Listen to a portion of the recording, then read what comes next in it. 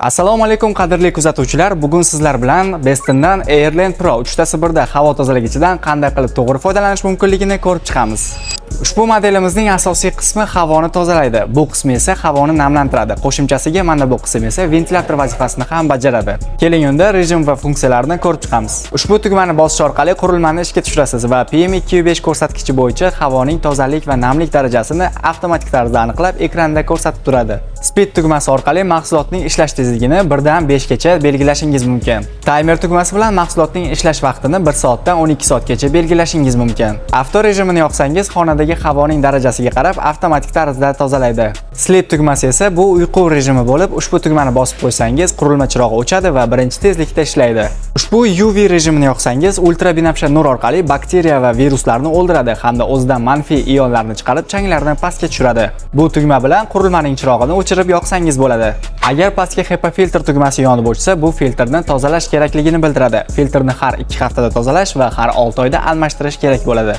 Ekranda bu belgi yonib o'chsa, qurilmada suv kam qolganligini bildiradi. Mahsulot komplektidan qo'shimchasiga yana 2 ta pastki filtr ham chiqadi. Qurilma ventilyatorni havo namlantirgich qismiga almashtirish uchun ushbu joyni bosamiz va uni soat strelkasiga qarama-qarshi ravishda aylantiramiz. Bu suv filtri bo'lib, buning vazifasi suvdagi chang, qum va mayda zarrachalarni ushlab qoladi. Buni tozalash uchun yengil suv bilan chaysangiz bo'ladi. Agar juda ham iflos bo'lib ketsa, 30 daqiqaga sirka aralashmasiga solib qo'ying.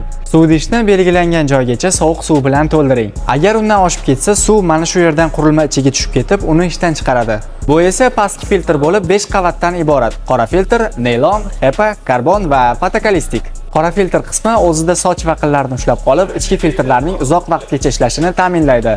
Naylon yirik changlarni ushlab qoladi. HEPA filtr qismi esa allergen va viruslarni tozalaydi. Karbon hid va gazlarni ushlab qoladi va fotokalistik qismi esa bakteriya, virus va formaldgidni parchalaydi. Qurilmani Wi-Fi orqali boshqarish uchun avto tugmasini 5 soniya bosib turing. Wi-Fi funksiyasi yongandan keyin telefoningizdan Smart Life ilovasiga kirib, plus tugmasini va Add Device tugmasini bosing. Qurilmamiz chiqqanidan keyin telefonga ulanib turgan Wi-Fi parolini kirgizing. Qurilma ishlayotgan paytda eshik va derazalarni yopishni unutmang, chunki tashqaridan kelayotgan chang filtrni tez to'lishiga olib keladi. Agar mahsulotlarimiz bilan yaqindan tanishmoqchi bo'lsangiz, Instagram sahifamizdan ko'rishingiz mumkin. Bestin, oilangiz eng yaxshisiga munosib.